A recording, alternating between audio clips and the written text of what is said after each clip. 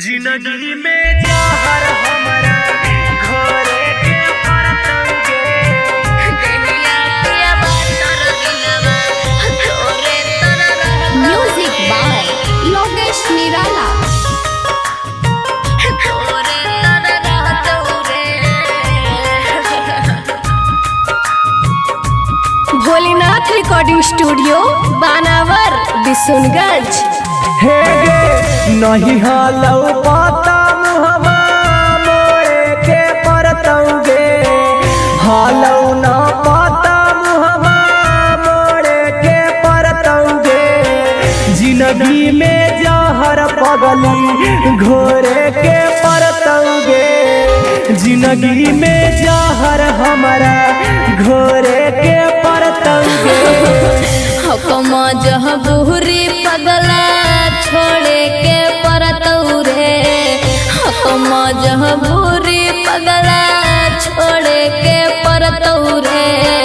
छोड़े के परतौरे देहिया पियावा तोर दिलवा तोरे तर रहतौरे देहिया पियावा तोर दिलवा तोरे तर रहतौरे तोरे तर रहतौरे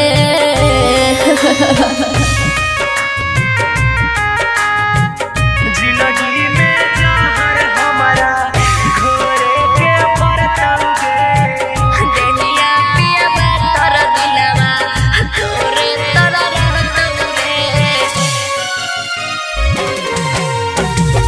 तोरे तर रहतौरे हे गे कहीं काला सावा में कहीं हन पढ़ाई गे कैसे अखिया से अपन देखवा तोर विदाई गे जानू ना पागल चल जही बहुत दूर याद ये तो बड़ी तोरा रे गेना रह तर छुप के रोज बहाई बहु हम लोरा रे हमारा गुडा मोरा निंगे आबा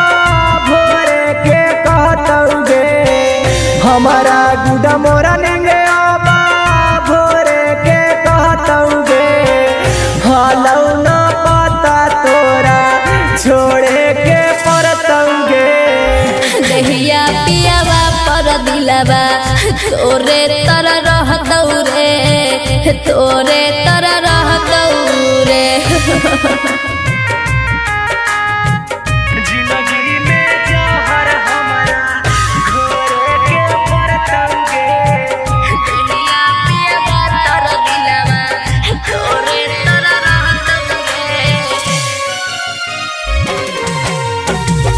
तोरे तर रहतौरे हे गे जैसे मरही वैसे हमारे पर मरिहा गे रहतौ न पियावा जखनी वीडियो कॉल तू करिहा गे करी जा हेरे करे गोवादा पगला सब दिन निभैया रे टाइम से खाना पीना जनुआ तू खैहा रे